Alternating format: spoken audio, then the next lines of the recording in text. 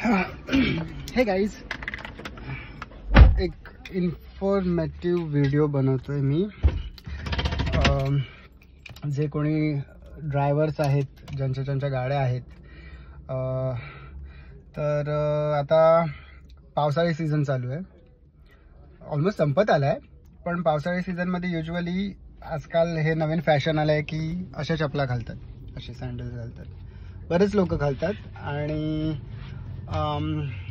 तर आपण जेव्हा ड्रायव्हिंग करत असतो तर असं आहे की ह्या ज्या सँडल्स आहेत त्या फुगीर आहेत, रबरासारखे आहेत अशा.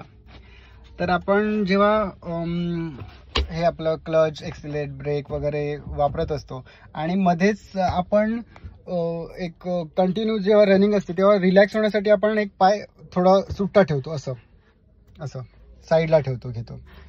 तर ह्या रबराच्या सँडलमुळे ह्याच्यामध्ये क्लचमध्ये किंवा ब्रेकमध्ये म्हणा असं ते अडकण्याचे चान्सेस असू शकतात असे.